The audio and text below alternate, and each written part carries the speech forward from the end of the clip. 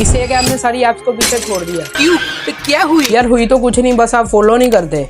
जब मैं अपने फोन को चार्जिंग पर लगाता हूँ तो कुछ ऐसे का साउंड अनलॉक करता है।